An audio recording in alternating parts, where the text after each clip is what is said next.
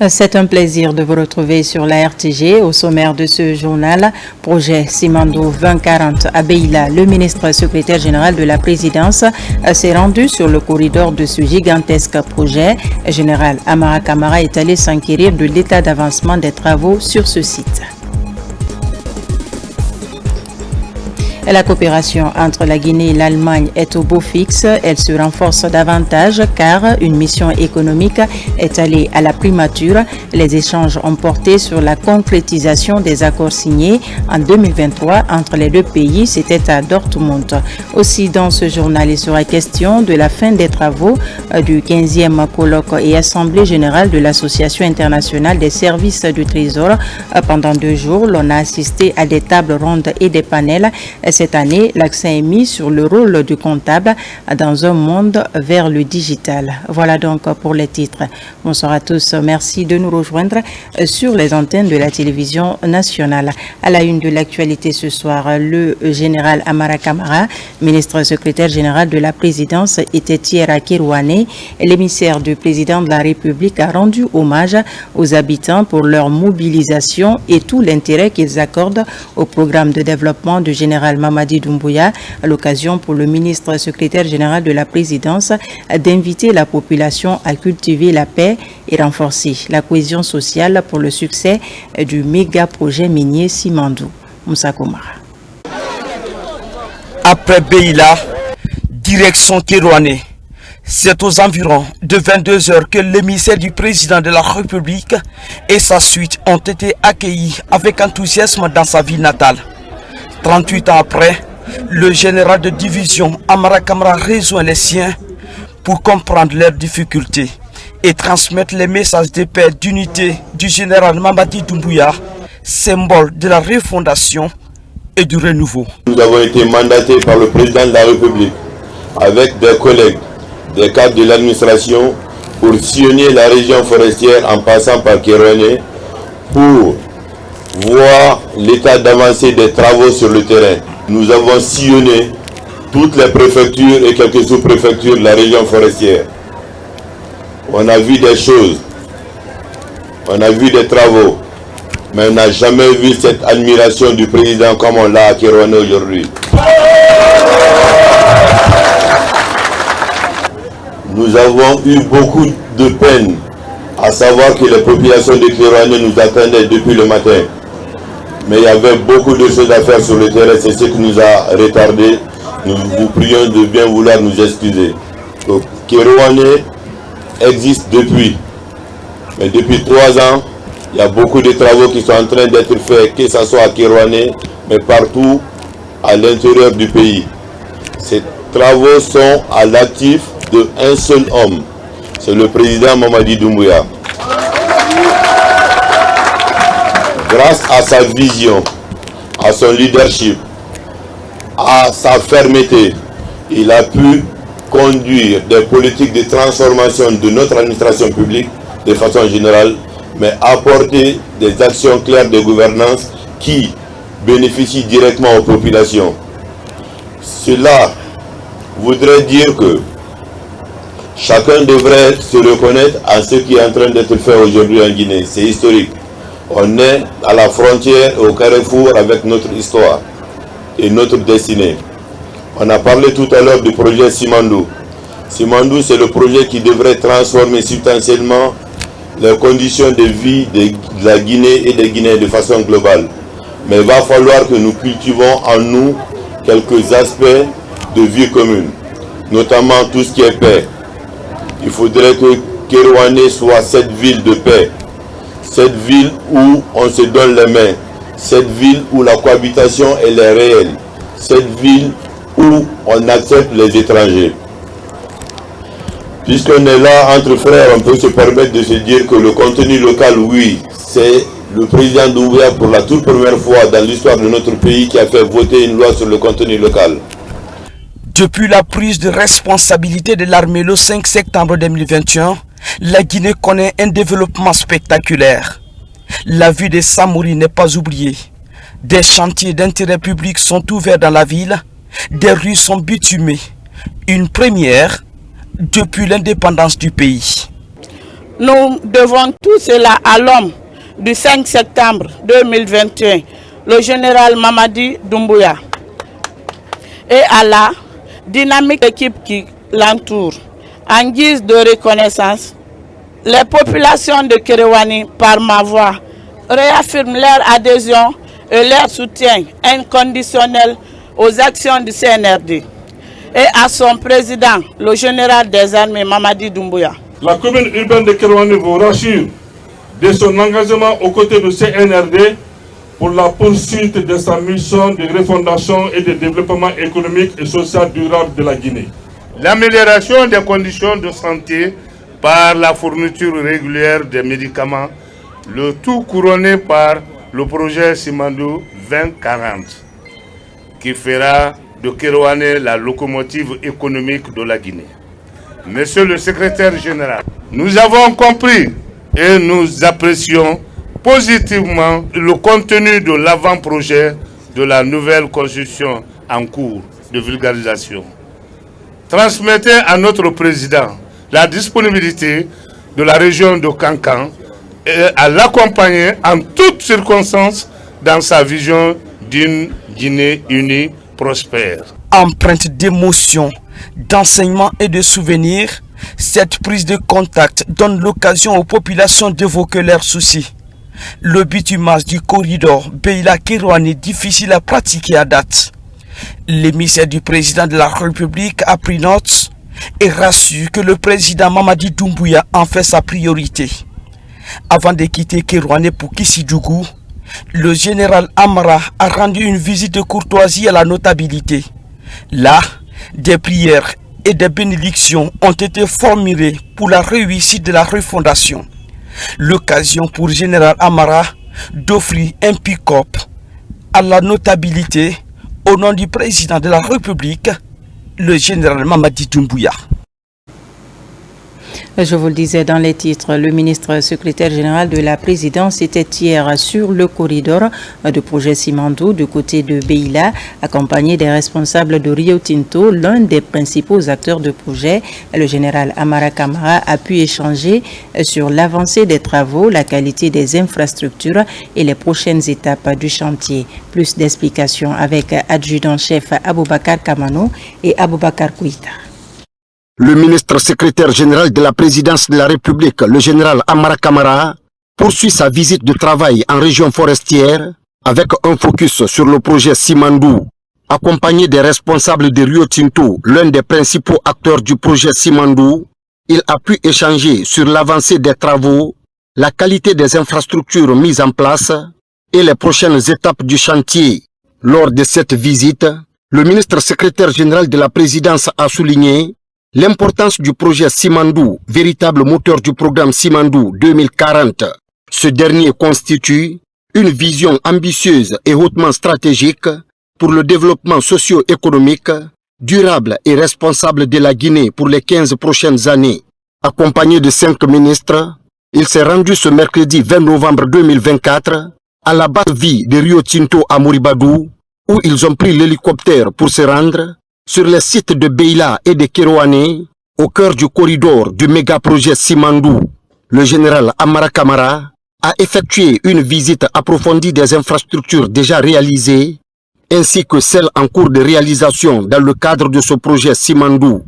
En tant que vision stratégique, Simandou 2040 a pour objectif de renforcer l'économie nationale, créer des emplois, améliorer les infrastructures et offrir des opportunités à l'ensemble du pays.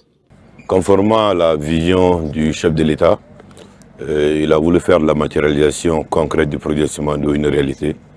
Et il a donc mis en place un comité stratégique.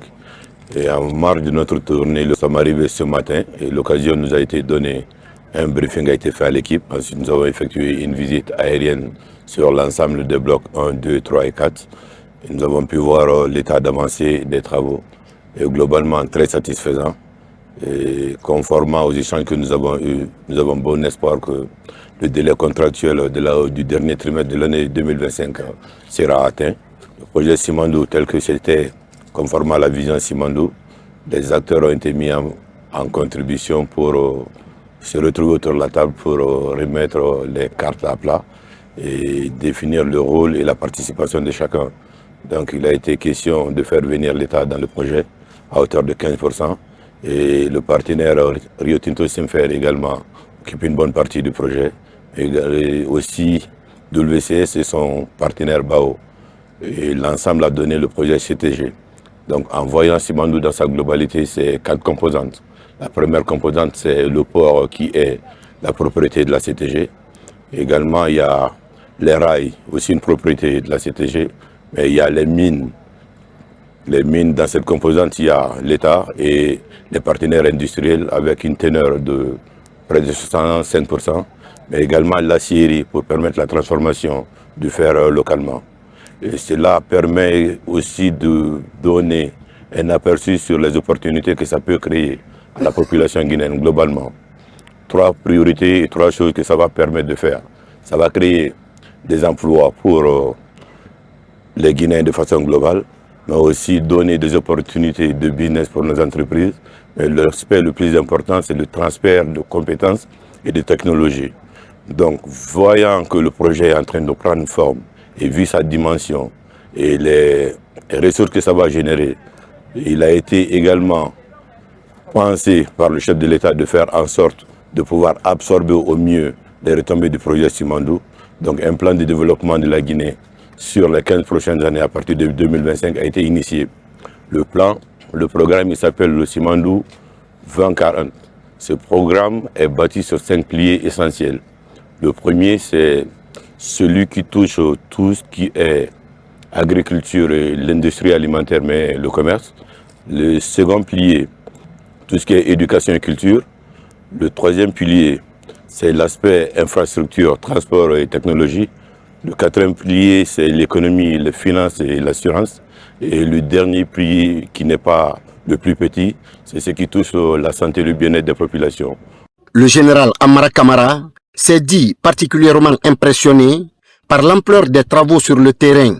Grâce à la dynamique impulsée par le chef de l'État, le général Mamadi Doumbouya, la Guinée se positionne comme un acteur majeur dans le secteur minier national et le projet Simandou joue un rôle dans la réalisation de cette vision. Le général Amara Kamara a aussi mis en avant l'importance de ce projet pour les populations locales qui bénéficient directement des retombées économiques. Il a souligné que l'implication des communautés et des autorités locales était essentielle pour garantir la réussite de Simandou 2040 dans un cadre respectueux de l'environnement et des principes de développement durable. On poursuit avec les représentants de l'AJPAOC qui visitent les sites du port minéralier de Mouribaya, un des principaux axes du programme Simandou 2040. En effet, Conakry accueille depuis le 18 novembre dernier les travaux du 44e conseil annuel et de la 19e table ronde des directeurs généraux de l'association de gestion des ports de l'Afrique de l'Ouest et du Centre AJPAOC. Compte rendu Fatmata Kourma. Dans la dynamique de mise en œuvre de la vision du président de la République, avec le programme Simandou 2040, la Guinée se dote d'infrastructures modernes et performantes. Le port multi-utilisateur et multiservice de Mouribaya, en cours de construction, en est un exemple emblématique.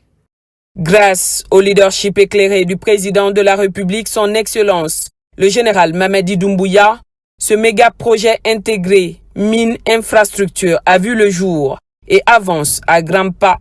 À cet effet, les représentants des pays et ports membres de l'association de gestion des ports de l'Afrique de l'Ouest et du Centre AJPAOC, présents à Conakry dans le cadre de la tenue du 44e conseil annuel et la 19e table ronde des directeurs généraux de la dite organisation, ont effectué une visite guidée sur le site du projet portuaire de Simandou en cours de construction à Mouribaya, dans la préfecture de Forêt-Karia. Cette visite, conduite par le directeur général du port autonome de Conakry, a permis aux délégations de découvrir de près ce projet ambitieux. Dans un contexte où l'augmentation des investissements portuaires en Afrique nécessite des infrastructures modernes et résilientes, Les travaux de ce port, qui visent à fluidifier les échanges commerciaux liés à l'exploitation du minerai de fer de Simandou, sont l'un des axes majeurs du programme Simandou 2040. Ça fait plus de 10 ans qu'on n'a pas abrité un conseil pareil. Il a tourné, il est revenu. Donc je crois que la dernière fois que la Guinée l'avait organisé, il y a peut-être 10 ou 15 ans de cela. C'est des ports qui sont à côté, qui ont les mêmes défis que les autres. Vous parlez du port d'Abidjan, de Sénégal, de Gabon, et tous ces ports-là ont les mêmes défis que nous, le port de Conakry. Donc on partage, on se donne des idées, on regarde qu'est-ce qui va, qu'est-ce qui ne va pas, qu'est-ce qui va mieux chez l'autre, qui ne va pas chez vous. On apprend des uns et des autres et on crée cette collaboration sud-sud. Les autorités ont eu l'initiative de faire venir tous ces directeurs de ces ports, dont 22 ports de l'Afrique de l'Ouest et du Centre, qui sont ici présents, représentés par leurs directeurs généraux, pour venir voir notre projet Simandou. Et c'est un projet phare. Et on apprendra beaucoup de nos partenaires et de nos collègues des autres ports, mais aussi, vont découvrir le boulot qui est en train d'être abattu sur le port de Moribaya. Arrivé sur le site du port de Moribaya aux alentours de 18 h, à bord d'une des flottes de la société navale guinéenne, dont la directrice était également présente, les représentants de l'association de gestion des ports de l'Afrique de l'Ouest et du Centre ont été accueillis par les représentants des partenaires industriels de la Guinée. À travers une visite guidée, les délégués ont pu voir les installations de près et mesurer l'ampleur des travaux en cours. Impressionnés, ces responsables portuaires ont salué les progrès réalisés et comptent s'en inspirer. Je voudrais d'abord saisir cette occasion pour adresser mes chaleureuses félicitations et surtout ma reconnaissance à l'égard du président de la République, chef de l'État de Guinée, le général Mamadi Doumbouya, vraiment qui, depuis qu'il est en fonction, a eu vraiment cette ingénieuse idée, cette volonté affichée de faire démarrer ce projet qui, on sait qu'il est latent depuis longtemps et qui va construire une grande révolution industrielle sur le continent africain. Nous avons profité de notre présence ici à Conakry dans le cadre de ce 44e conseil annuel de la GPAOC pour venir vivre l'expérience guinéenne qui est vraiment extraordinaire, qui est un projet qui est plein d'envie et qui montre qu'au niveau africain, nous avons le savoir-faire et nous avons nos ressources qui doivent être encore mieux exploitées pour le bien-être de nos populations. Je profite pour vous dire que moi, en tant que directeur général de l'Office des ports de Gabon, nous sommes dans un schéma similaire, à savoir que nous avons des grosses mines qui sont découvertes à près de 600 km de la zone maritime, donc ce sont des projets qui vont nécessiter principalement de gros investissements qui sont donc à l'identique de ce qui se passe aujourd'hui en République de Guinée. Donc pour moi c'est une occasion de voir ce modèle-là et de nous en inspirer. Et je disais tout à l'heure à mon frère et collègue Biro Diallo ici qu'il serait bien, je verrai dans quelle mesure avec quand même d'autres personnes, d'autres qui sont dans le minier et qui sont dans le rail, venir un peu nous inspirer du modèle guinéen qui était un très bon modèle qui suscite beaucoup d'admiration. Ce projet portuaire de Simandou permettra l'exportation du minerai de fer venu de Simandou, le plus grand gisement de fer non encore exploité au monde. Le minerai y sera transporté du site d'extraction jusqu'au port par une voie de chemin de fer qui sera réalisée à cet effet, ce qui permettra à la Guinée de maîtriser seule l'acheminement de son minerai. La mise en œuvre de cette gigantesque infrastructure portuaire démontre l'engagement du gouvernement guinéen à réaliser des infrastructures de classe mondiale. Elle illustre également la vision stratégique du président de la République de Guinée, le général Mamadi Doumbouya, de transformer la Guinée en un hub régional incontournable. Le programme Simandou réalise aussi la contournante de Bouquet. Aujourd'hui, ce projet d'envergure avance à la satisfaction des autorités. Le ministre des Mines et de la Géologie et certains membres du gouvernement ont visité cette contournante. Sur le terrain, Bounasila et ses collègues apprécient les avancées enregistrées dans l'exécution de cette vision du président de la République. Les images sont commentées par Saint-Martin Francina Denou. Sous le leadership du président de la République, le général Mamadi Doumbouya, la Guinée entame un tournant majeur dans son développement infrastructurel avec la réalisation en cours de la contournante de Boké, un projet d'envergure qui s'inscrit pleinement dans la vision ambitieuse du programme Simandou 2040 destiné à transformer et à moderniser le pays. Le ministre des Mines et de la Géologie, accompagné de ses homologues de l'économie et des finances, du commerce, de l'industrie et des PME, de la pêche et de l'économie maritime, vient de visiter cette infrastructure stratégique qui marque un jalon important pour la ville de Boké et ses environs.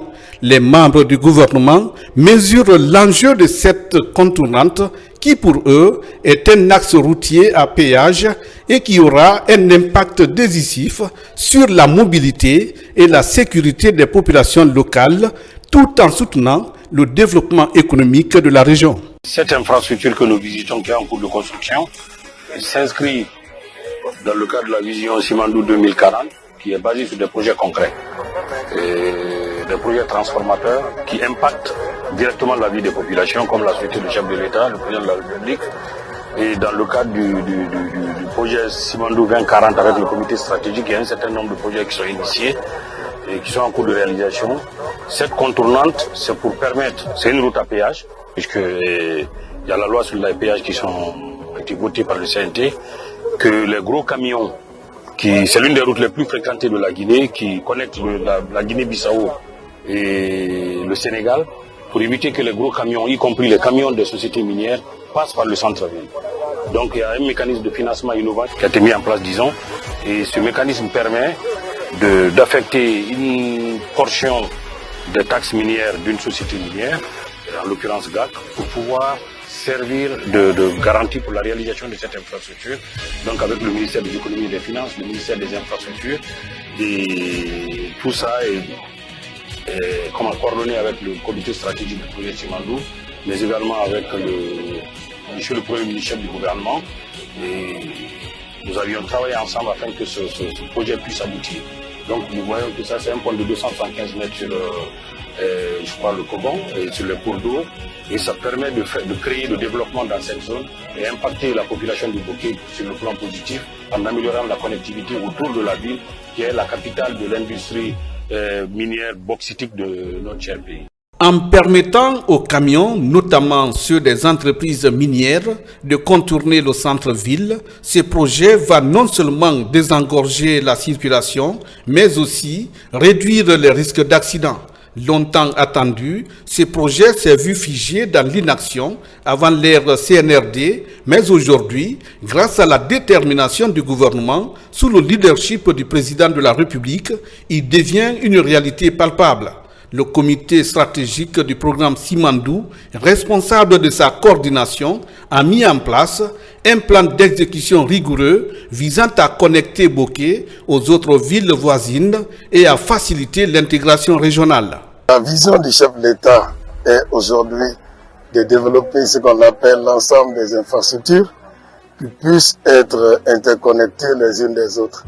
Cela aura pour l'avantage de nous donner une économie d'échelle. Cela permettra une fluidité, cela permettra d'accélérer l'intégration de notre pays avec les autres économies voisines, telles que celle de la Guinée-Bissau et tout le corridor, Guinée-Bissau, le Sénégal, jusqu'à Abuja. Alors c'est en exécution de cette vision que le président, le général Mamadi Doumbouya, nous a demandé de bien suivre l'exécution et l'aboutissement de ce projet, dont l'avantage n'est pas démontré, puisqu'il va asseoir une base d'autofinancement parce que ça va être une route à péage. Une route à péage permet à l'État forcément de dégager un espace budgétaire à l'effet d'orienter ses économies dans le sens de la construction des infrastructures à caractère social, telles que les écoles, telles que les hôpitaux, tels que les centres de santé. Et donc, comme c'est une route à péage, il y a l'alternative qui est également offerte aux usagers. La contournante de Bokeh, c'est aussi un investissement dans la sécurité routière et constitue un levier de croissance pour le commerce régional et une promesse d'une Guinée plus intégrée et plus moderne. À l'actualité nationale, c'est aussi la délégation du Conseil national de la transition qui poursuit sa tournée de supervision de la campagne de vulgarisation de l'avant-projet de la nouvelle constitution. Après l'étape de Sigiri, le président du CNT et sa suite étaient hier à Mandiana. À l'image de la précédente préfecture, les populations de Wassolon s'engagent à soutenir l'initiative. Reportage de Mohamed Lamine Kamara. Dans sa tournée de supervision de la campagne de vulgarisation de l'avant-projet de nouvelle constitution en Haute-Guinée après l'étape de Sigiri, la mission du Conseil national de la transition arrive à Mandiana. Ici, dans la cité de Madi Kandji Diallo, le président Dr Dansa Gourma est accueilli comme un fils digne de Wassolon. Pour montrer toute leur satisfaction pour cette visite, la population, par le biais des autorités locales et la confrérie des chasseurs, ont offert un présent symbolique appelé dans la langue du terroir d'un souverain ou l'habit du chasseur, ce qui d'ailleurs signifie l'adhésion totale des populations de Mandiana à l'initiative de vulgarisation de l'avant-projet de nouvelle constitution. En ma qualité de messager de la commune urbaine de Mandiana, en reconnaissance de cette marque de considération à l'endroit de chaque Guinéen pour qu'il apporte sa contribution à l'édification de notre Constitution.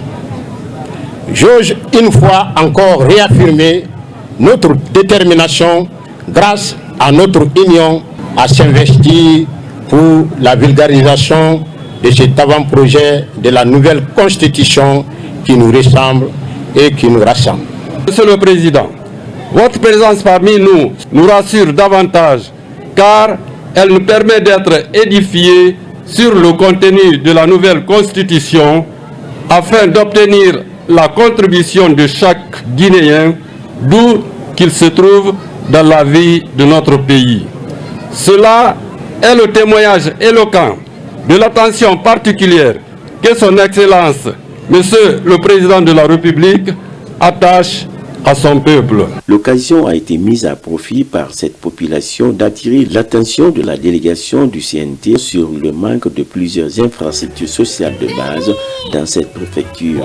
Mes porte-messagers auprès de son Excellence, Monsieur le Président de la République, pour le transmettre avec honnêteté, avec dévouement et avec déférence l'ensemble des recommandations ou des requêtes qui ont été présentées ici par la population de Mandiana, représentée par ses principaux responsables. La population de Mandiana, qu'aucun changement, aucun développement n'est possible sans le soubassement. Pour qu'une maison puisse résister au vent, au soleil, aux intempéries, il faut que la fondation soit solide. Et cette fondation aujourd'hui est illustrée par la Constitution. Nous vous proposons une Constitution sous la clairvoyance de Monsieur le Président de la République, une Constitution de refondation, une Constitution de rectification institutionnelle et une Constitution pour renforcer et cimenter la cohésion et une Constitution de développement où l'éducation des enfants jusqu'à l'âge de 16 ans devient obligatoire et leur maintien à l'école devient obligatoire à la charge de l'État.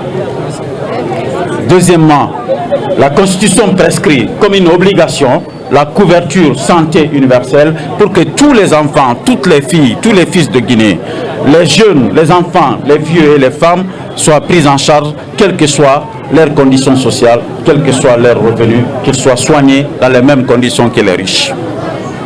Troisièmement, la mise en place d'une commission nationale du développement qui va veiller désormais à la redistribution de la richesse nationale, à l'équilibrage du développement pour que ça profite à toutes les localités de la Guinée en matière de réalisation d'infrastructures, en matière de mise en œuvre des projets d'investissement et en matière de préservation de nos terres et de notre patrimoine. Ensuite, nous proposons cette fois-ci, dans la Constitution, l'impossibilité de vendre les terres de notre pays aux entreprises étrangères. une disposition constitutionnelle majeure et innovante. Auparavant, la délégation du CNT a rendu une visite à la notabilité de Mandiana. Les sages, à leur tour, ont donné l'assurance avec conviction toute leur satisfaction aux actions de développement enclenchées dans tous les pays par le CNRD et le gouvernement. Ils ont aussi réaffirmé le soutien de tout Mandiana à l'esprit de l'avant-projet de nouvelle constitution. Juste après ce journal, vous suivrez la campagne de vulgarisation de l'avant-projet de la nouvelle constitution dans les localités de Koundembadou, Gawal, Koundara et Massanta. Dans l'actualité également, une mission économique allemande est en séjour de travail à Conakry, conduite par les ambassadeurs des deux pays. La mission a été introduite chez le Premier ministre, chef du gouvernement, par le ministre des Affaires étrangères. Les échanges ont porté sur la mise en pratique des accords signés à Dortmund en 2023. Ousmane Bangora du bureau de presse de la primature. Première étape, le ministère des Affaires étrangères pour passer en revue l'ensemble des points contenus dans les accords signés il y a un an à Berlin entre les patronats guinéens et allemands. La délégation, composée de 22 entrepreneurs de la République fédérale d'Allemagne, est à Conakry pour voir comment saisir les opportunités qu'offre la Guinée en matière d'investissement et renforcer les partenariats avec le patronat guinéen. Aujourd'hui, nous avons des priorités en Guinée. Commencer par la formation des jeunes pour accroître l'emploi, mais aussi les infrastructures. Nous avons des priorités. Aujourd'hui, le gouvernement estime que nous devons nous accentuer, nous devons mettre des autoroutes à péage en place.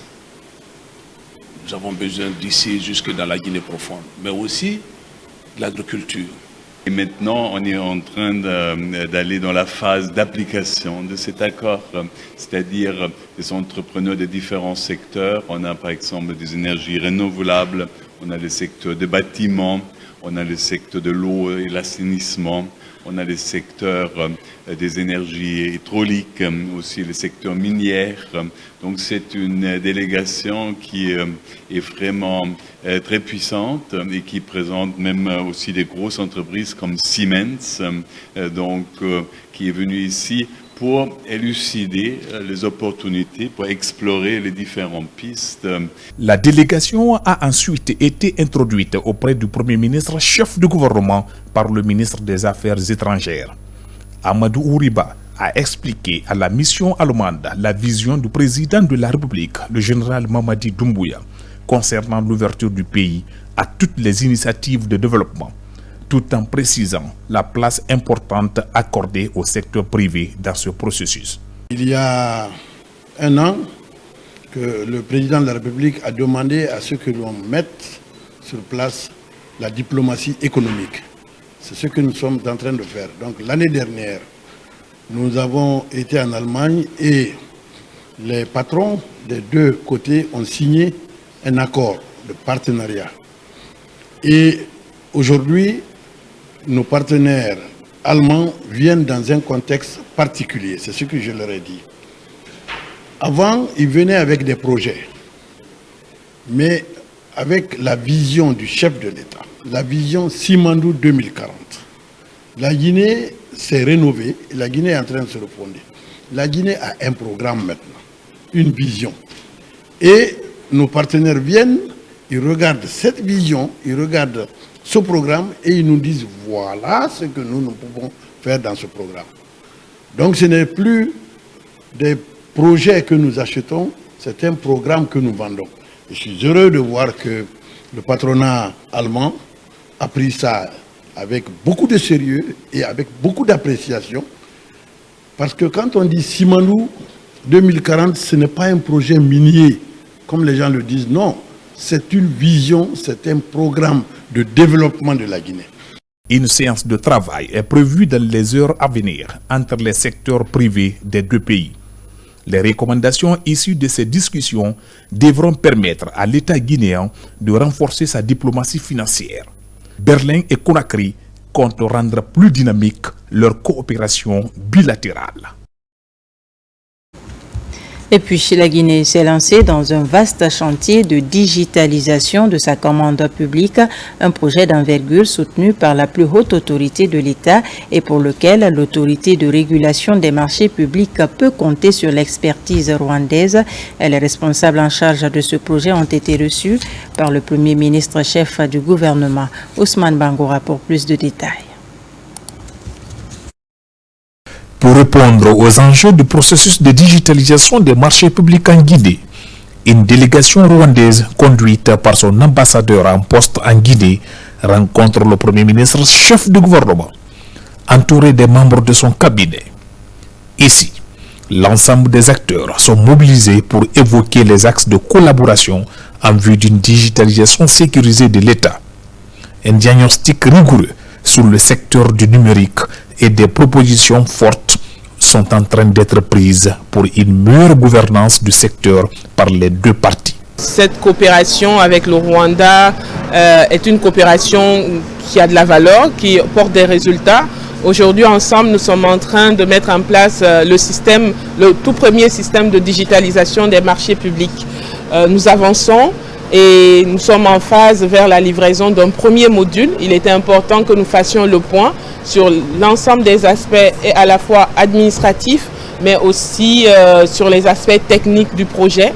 Nous avons eu le temps d'échanger avec la partie rwandaise sur nos attentes et le Premier ministre n'a pas manqué d'instruire, de faire avancer les actions pour que, à partir du 1er janvier, l'ensemble des plans de passation de marché en République de Guinée sur les marchés publics se fassent en ligne via cette plateforme. C'est une révolution majeure sous la houlette du président, le général Mamadi Doumbouya, qui fait de la digitalisation d'ensemble de nos administrations une des priorités majeures. Il en fait un facteur de déclenchement et un facteur qui va propulser la gestion des finances publiques guinéennes bâtie sur des standards nationaux et internationaux. La digitalisation étant un moteur de croissance vise à renforcer les fondements de l'administration qui conduisent le pays vers une transformation numérique. La Guinée, à l'image des autres pays, se veut une administration fortement digitalisée pour assurer son développement, en créant ainsi des bénéfices sociaux, économiques et environnementaux pour les citoyens. On a de l'expérience dans la digitalisation des marchés publics et surtout dans la gestion des finances publiques. Et alors c'est cette expérience qu'on apporte à la Guinée pour justement aider à digitaliser les systèmes des marchés publics. On a beaucoup de travail là-dessus et on a fait beaucoup de travail là-dessus. Aujourd'hui, on a signé le contrat et alors justement pour formaliser cette expérience qu'on a déjà à partager. Le Premier ministre Amadou Ouriba a insisté sur la nécessité de promouvoir ce projet d'importance capitale de façon inclusive.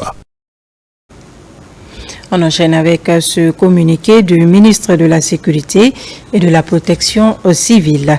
Sur instruction de son Excellence, Monsieur le Président de la République, le général d'armée Mamadi Doumbouya, le ministère de la Sécurité et de la Protection civile et celui des Affaires étrangères, de l'intégration africaine et des Guinéens établis à l'étranger informent l'ensemble de nos compatriotes que de nouvelles dispositions ont été prises pour répondre aux sollicitations relatives au passeport biométrique bloqué pour irrégularité.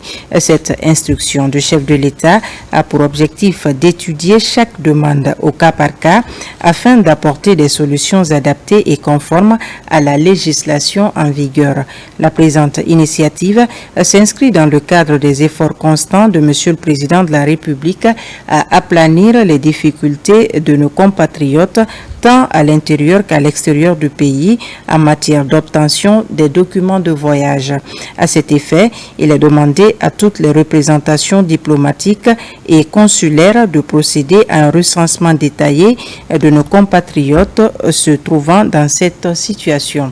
Cette opération s'étendra sur une période de 3 mois à compter du 1er décembre 2024. Nous réaffirmons notre engagement à établir, délivrer et authentifier les documents de voyage dans le respect des valeurs et des orientations fixées par les autorités de la République. Le ministère de la Sécurité et de la Protection protection civile et le ministère des Affaires étrangères, de l'intégration africaine et des Guinéens établis à l'étranger savent compter sur la collaboration citoyenne de nos compatriotes ainsi que des autorités compétentes pour la bonne exécution de cette directive.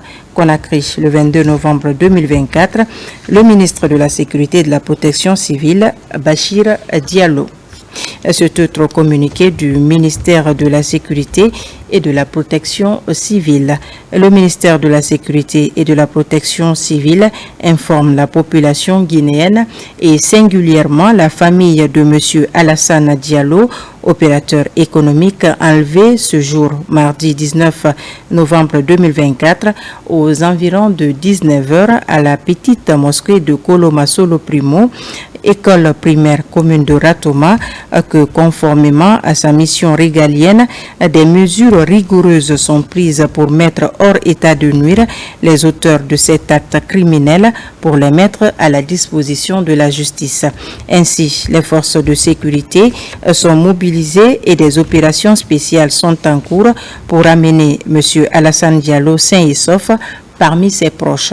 Nous appelons la population à rester calme et à collaborer avec les autorités compétentes dans le cadre des enquêtes en cours. La sécurité des citoyens est notre priorité absolue et nous ne ménagerons aucun effort pour maintenir la paix et l'ordre public. Pour toute communication d'information, voici les numéros verts du ministère mis à la disposition. 117, lutte contre la criminalité, 110, lutte contre les tracasseries policières et autres comportements déviants. Conakry, le 22 novembre 2024, le ministre de la Sécurité et de la Protection civile, Bachir Diallo. Je vous l'annonçais dans les titres, fini les travaux du 15e colloque et assemblée générale de l'Association internationale des services du Trésor.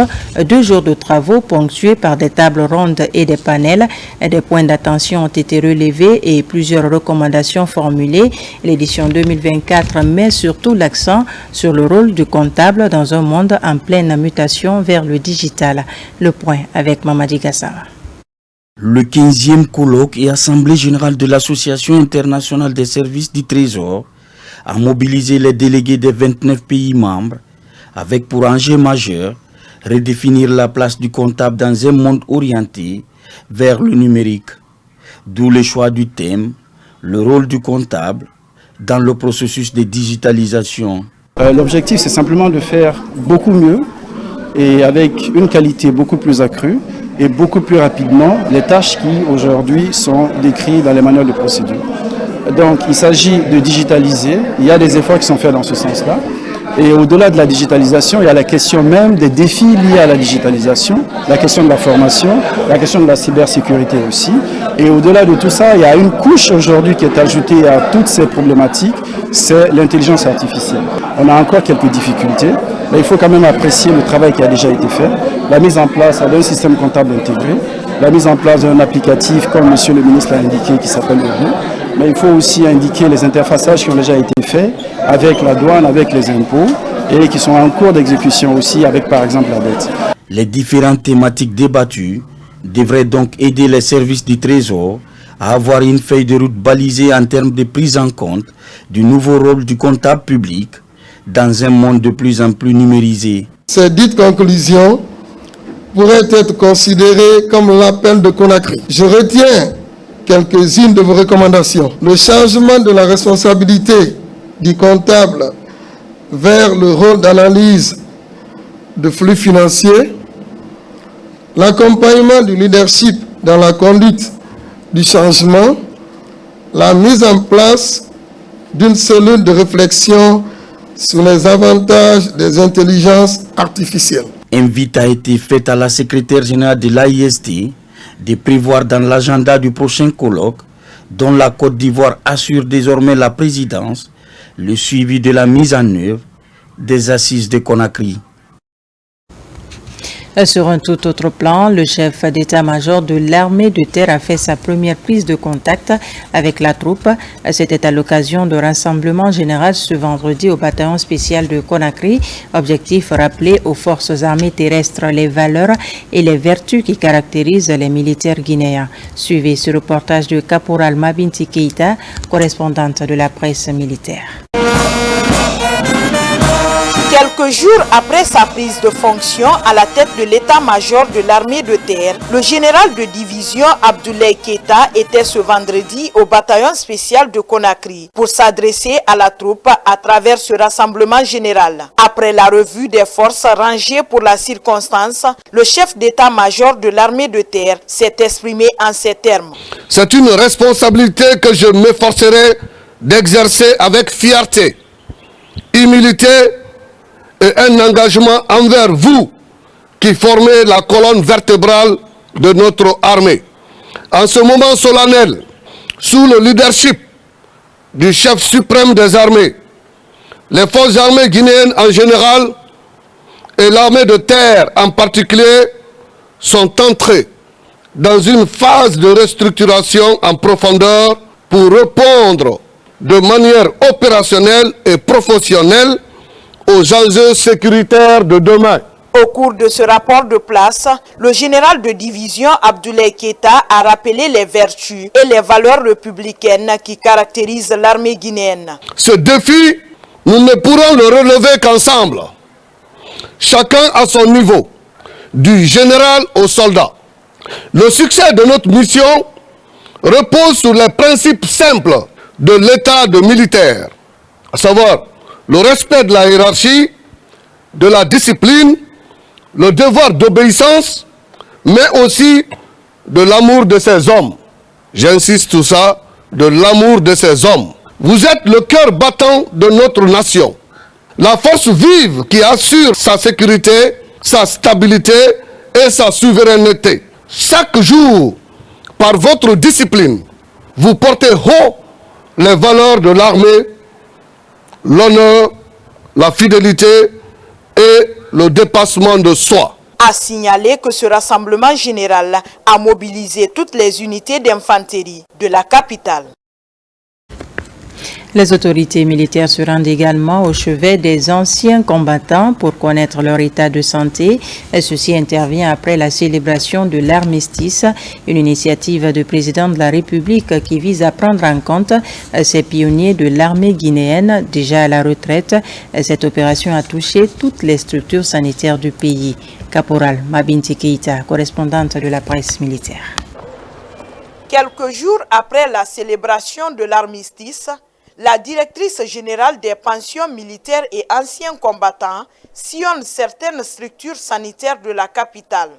En compagnie des membres du CNRD, la générale Fatoumata Yari Silla est allée au chevet de ses anciens soldats alités.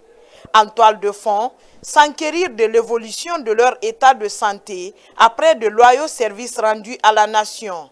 Nous qui sommes actifs aujourd'hui, nous ne serons pas abandonnés quand nous serons à la retraite, car nous voyons les preuves. Nous souhaitons que l'esprit de solidarité, le soutien que le général président Mamadi Doumbouya est en train de mettre, que cela continue. Du centre médico-chirurgical du BSC, en passant par l'hôpital sino-guinéen, les centres hospitalo-universitaires de Donka et Ignasdine, le BICC, jusqu'à l'hôpital militaire du BQG, partout, la générale Fatoumata Yari Silla a transmis les salutations du président de la République à ses vaillants guerriers, tout en leur réitérant son engagement à valoriser ces pionniers de l'armée guinéenne. Le président de la République nous a mandaté au chevet des anciens combattants alités dans les différents hôpitaux.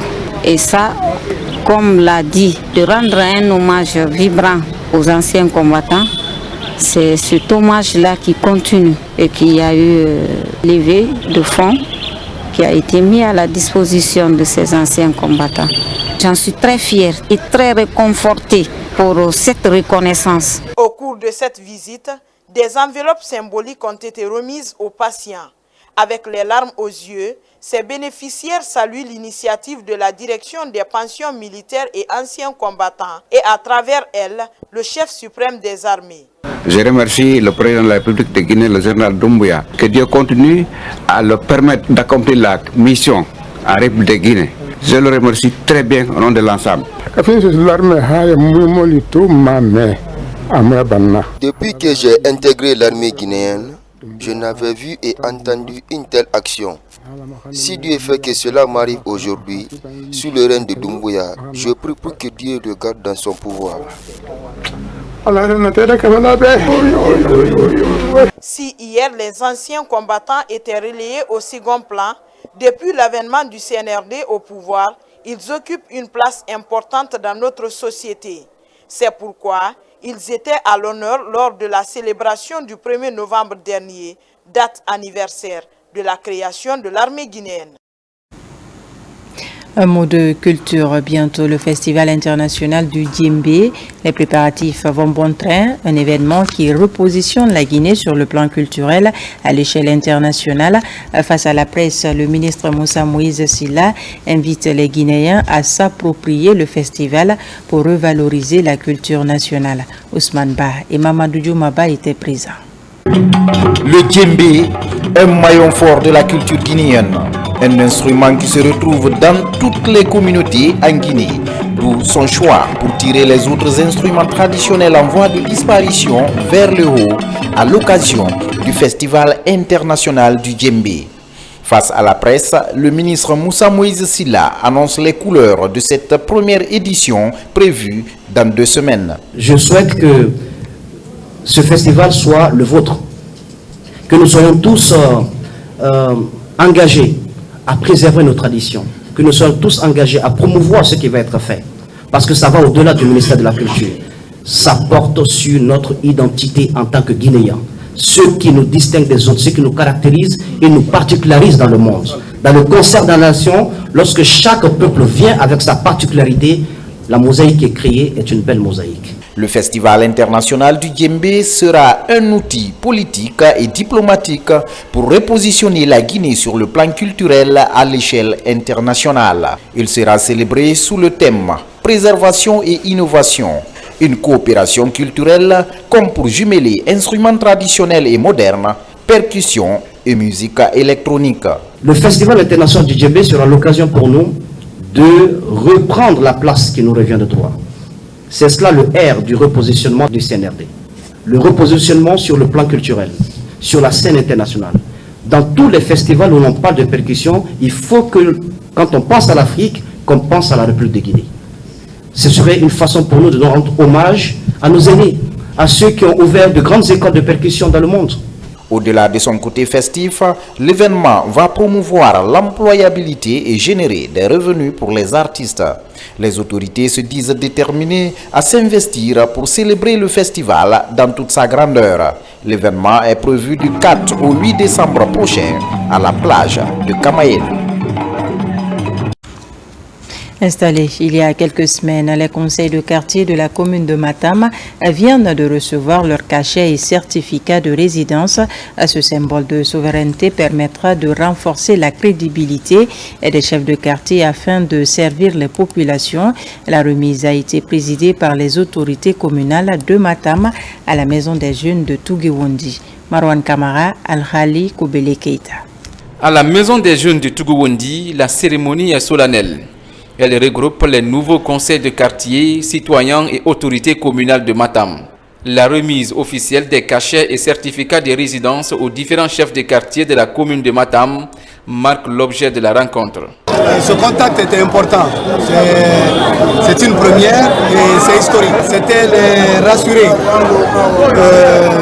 que la décision prise par l'autorité est une décision qui s'impose à tous. On doit désormais les reconnaître comme chefs de quartier et qu'ils doivent agir au nom de la population et de l'État. Ce gouvernement en place dote les communes de moins. Il fallait le dire fièrement. Matam a eu 20 milliards pour réaliser 4 infrastructures. Nous devons nous taper les poitrines et nous dire que le revenu est une réalité. La mise à disposition de ce symbole de souveraineté permettra de faciliter l'exercice et de renforcer la crédibilité des bureaux du conseil de quartier pour mieux servir les populations. L'idéal, c'est de suivre les principes. C'est de suivre les principes comme le dit M. le maire. Et il a même souligné qu'il va organiser des ateliers de formation pour les nouveaux chefs de quartier d'ici la semaine prochaine. Il va programmer les ateliers pour les nouveaux chefs de quartier. Et à travers ça, nous saurons comment évoluer les choses. Les dispositions que je dois prendre au niveau de mon quartier, d'abord, je fais face aux travaux de l'assainissement. À la jeunesse aussi, je leur promets quelque chose. J'ai envie de faire un bon travail dans mon quartier, Inch'Allah. À travers cette remise des décisions d'habilitation au bureau du quartier, les autorités communales de Matam comptent accélérer et répondre aux besoins cruciaux des populations. Justice, et on en vient à la découverte d'un corps à l'école primaire franco-arabe de Dondo-Lirouré dans la préfecture de Dubrika. Il s'agit de Aïchaba, âgée de 9 ans. Suite à cette découverte macabre, les conclusions du médecin légiste ont prouvé que la fille a subi une mort violente suite à un viol. Pour ce faire, le parquet d'instance a engagé des enquêtes pour situer les responsabilités. En attendant, le procureur de la République près le tribunal de première instance de Dubrika appelle à la retenue et rassure l'opinion. Et l'âge Mamadou Kamara est au micro de Tierno Younoussaba. C'est cette foule immense composée des élèves, des autorités communales, religieuses de Matam, la délégation gouvernementale, des proches de Safiatou Diabaté, venus lui rendre un dernier hommage. La défunte, une élève de 17 ans, en classe de terminale, sciences sociales, en même temps représentante de Matam au sein du Parlement des enfants de Guinée, a tiré sa révérence la nuit du mercredi à jeudi. C'est son téléphone resté alimenté pendant qu'elle dormait qui est à l'origine du drame. Dans les témoignages, on attendait un seul message.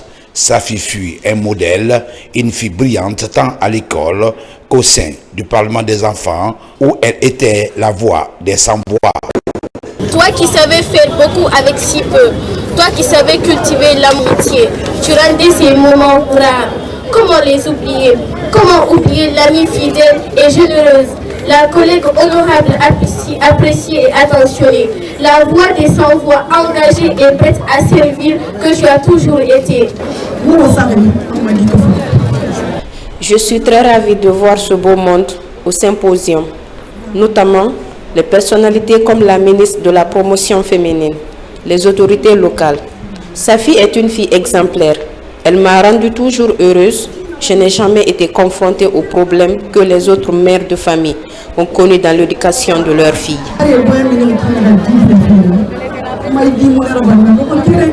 Ce symposium, organisé par le ministère de la Promotion féminine, de l'enfance et des personnes vulnérables, en collaboration avec les autorités locales de Matam, a débuté par la levée du corps à la morgue de l'hôpital Ignacidine. Il visait pour ces personnalités de rendre un dernier hommage à Safiatou Diabaté avant de regagner sa dernière demeure. Sa disparition tragique survenue juste après la célébration de la journée de l'enfance, un moment symbolique dédié à l'avenir de notre jeunesse, a laissé un vide immense dans notre cœur et dans notre communauté. En tant que maire de Matam, je me fais un devoir de souligner l'importance de cet événement. Non seulement pour honorer la mémoire de Safiatou, mais aussi pour rappeler l'importance de son engagement en faveur des droits des enfants et de la jeunesse de notre région. Safiatou, quand tu regagnais ton lit la veille, tu ambitionnais de te réveiller et de venir au combat, qui était celui de ta brave équipe de parlementaires juniors. Ce combat ne consiste en rien d'autre que défendre, solliciter et même arracher au forceps le respect des enfants, puis de la nation. Safiatou Diabaté repose désormais au cimetière de Tougouondi, dans la commune de Matam. Paix à son âme. Voilà, c'était plutôt donc la page noire de cette édition. Safiatou Diabaté, ancienne députée de la commune de Matam au sein du Parlement des enfants, qui a regagné sa dernière demeure ce vendredi au cimetière de Kouléoundi. Mais avant, cette jeune fille a eu droit à un dernier hommage, des hommages rendus par les populations de Matam, ses proches collaborateurs, sa famille biologique et les autorités en charge du département de l'enfance. C'était un reportage de Mohamed de Camara. Du sport pour terminer, la Guinée vient de jouer la 6e et dernière journée des éliminatoires de la CAN Maroc 2025 contre la Tanzanie. Le Sili dans ce match a été battu par les Taifa Stars sur le score d'1-0. Un match joué dans des conditions difficiles liées à un certain nombre de manquements constatés par la Fédération guinéenne de football. Avant et après le match, la Guinée a donc porté réserve contre l'équipe nationale tanzanienne auprès de la CAF. Djibril Kamara pour plus d'éclaircissements. La défaite du Sili national de Guinée face au Taïfas de la Tanzanie serait occasionnée par plusieurs manquements de la Fédération tanzanienne de football. Ces manquements pourraient entraîner l'élimination de l'équipe tanzanienne de football conformément au règlement de la Coupe d'Afrique des Nations établi par la Confédération africaine de football CAF. Avant le coup d'envoi de ce match entre la Tanzanie et la Guinée, le Sili national de Guinée était deuxième du groupe H avec 9 points derrière les Léopards de la RDC. Vu la performance du Sili national lors des 3e, 4e et 5e journées des éliminatoires de la Coupe d'Afrique des Nations, avec 3 victoires d'affilée, la Fédération tanzanienne de football passe par une stratégie de déstabilisation du moral des joueurs. Entre autres, le changement de l'heure du coup d'envoi à 48 heures du rendez-vous, initialement prévu à 19h GMT pour 13h GMT, pour des raisons, dit-on, d'éclairage. Une décision contestée par la Fédération guinéenne de football, mais finalement confirmée par la CAF. Dans une correspondance adressée à la Confédération africaine de football, la Guinée a rappelé cette instance à l'ordre pour le respect de ses propres règlements et statuts pour une question d'équité. Après 9 heures de vol entre Abidjan et Dar Salam, les joueurs n'ont pas eu suffisamment de temps pour la reconnaissance du terrain. Une équipe nationale qui va à l'entraînement sans escorte est bloquée dans un embouteillage monstrueux avant de retrouver plus tard un terrain d'entraînement avec une pelouse non conforme, ce qui n'a pas permis à l'entraîneur guinéen de faire sa mise en place. Autre manquement réglementaire constaté pour cette rencontre est l'annulation unilatérale de la conférence de presse d'avant-match par la Tanzanie au vu et au su des officiels de la CAF.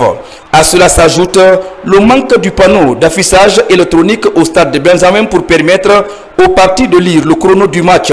Malgré tout, la Guinée était focus sur son match. Le jour du match, les joueurs guinéens ont eu du mal à rentrer en possession de leur accréditation, car la Fédération tanzanienne de football n'a accrédité au départ que 16 joueurs sur 24.